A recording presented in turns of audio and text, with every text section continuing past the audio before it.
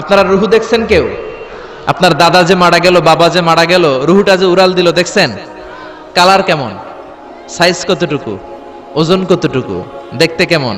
আমরা কেউ রুহু দেখেছি? পৃথিবীর যত বিজ্ঞানীরা আছে সবাই মিলেও কি একটা রুহু বানাতে পারবে? আল্লাহ চ্যালেঞ্জ করে বললেন, ওমা উতীতুম মিনাল ইলমি ইল্লা কালিলা, তোমাদেরকে একেবারে যৎ সামান্য কিঞ্চিত জ্ঞান দিয়ে আমি তৈরি করেছি, তোমাদের এই লিমিটেড জ্ঞান দিয়ে রুহু বানানো যাবে? ইউনাইটেড স্টেটস অফ আমেরিকা একজন মেডিকেল সায়েন্টিস্ট এই চ্যালেঞ্জ গ্রহণ করলো। সে চ্যালেঞ্জ গ্রহণ করে বলল, আমি রুহু বের করে ছাড়বো। কি বের করব? রুহু। আমেরিকার ওই মেডিকেল সায়েন্টিস্ট সে চ্যালেঞ্জ করে বলল, আমি রুহু বানাবো। কি বানাবো? উত্তর দিতে হবে কিন্তু, কি বানাবো? রুহু বানাবো। কেমন করে রুহু বের হয় এটা আবিষ্কার করে আমি নোবেল প্রাইজ জিতবো, নোবেল লরেট হব।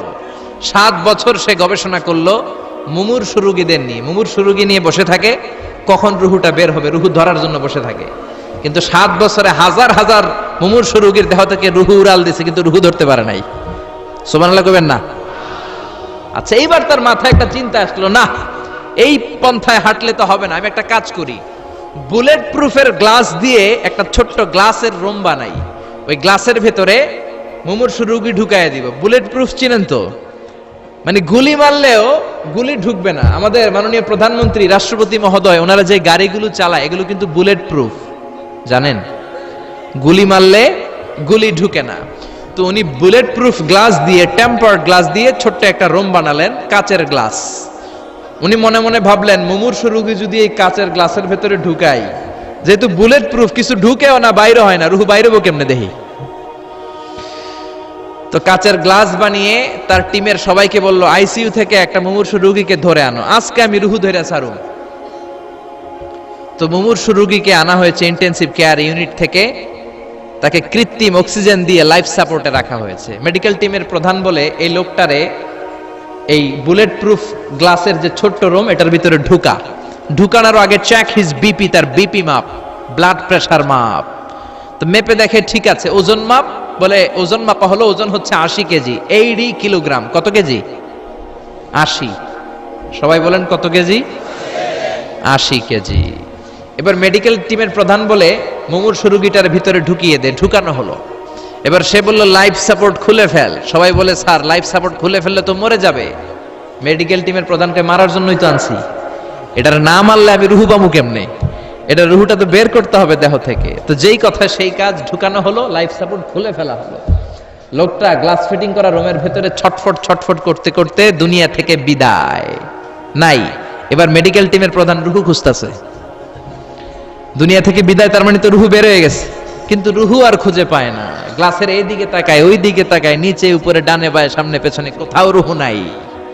রুহু খুঁজে পাওয়া যায় না। সে ভাবলো, আমি গ্লাসের দরজাটা খুলে হাত দিয়ে এরকম বাইং মাছ যেমনে হাতায়, এরকম হাতাইলে হয়তো রুহু পাবো। তো কাচের গ্লাস খুলে হাত দিয়ে এরকম হাতানো শুরু করলো। হাতাতে হাতাতে পুরো গ্লাস ফিটিং করা রুমের ভিতরে সব খুঁজে ফেললো, কিন্তু রুহু খুঁজে পাওয়া যায় নাই। লোকটাকে বের করা হলো। উনি বললেন, চেক হিজ বিপি, বিপি মাপতো। সবাই বলে, স্যার এটা তো ময়রা ভূত হয়ে গেছে, এখন তো বিপি নাই।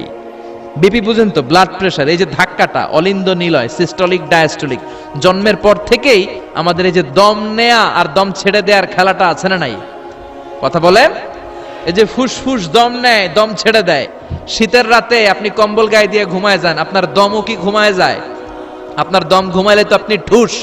আয় রে মানুষ রঙিন ফানুস, দম ফুরাইলে তবু তো ভাই কারোরই নাই একটুখানি। আয় রে মানুষ রঙিন ফানুস, রঙিন ফানুস, আয় রে মানুষ। পড়েন আল্লাহু আকবার। এবার মেডিকেল টিমের প্রধান বলে, চেক হিজ বিপি, বিপি মাপ। সবাই বলে বিপি নাই, কিন্তু ওজন আছে না নাই? মরার পরেও তো একটা লাশের ওজন থাকে কি থাকে না? এবার মেডিকেল টিমের প্রধান বলে, চেক হিজ ওয়েট, ওজন মাপ। এবার ওজন স্কেলে সরানোর পরে দেখা গেল লোকটা মরার আগে ছিল 80, এখন হয়ে গেছে 78 কেজি। কয় কেজি? মরার আগে লোকটা ছিল কয় কেজি? মরার পরে ওজন দেওয়ার পরে ওজন হয়ে গেছে কয় কেজি? কমছে কয় কেজি?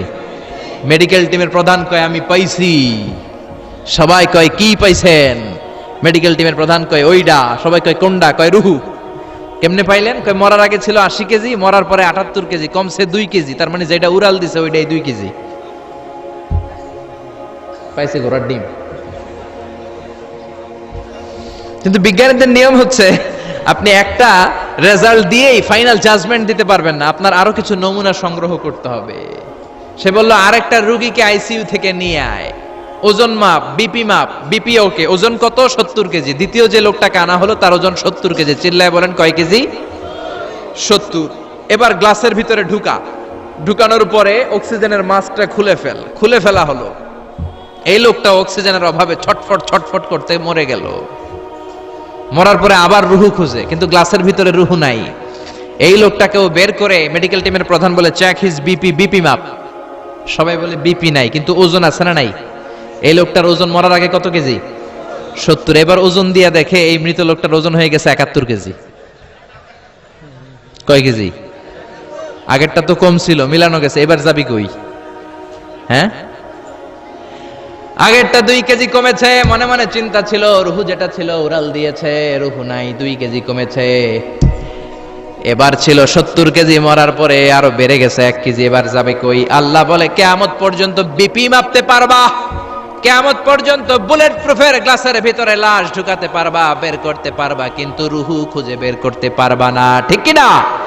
ইয়াসআলুনাকা আনির রূহি কুলির রূহু মিন আমরি রাব্বি ওয়া মা উতিতুম মিনাল ইলমি ইল্লা কালিলা।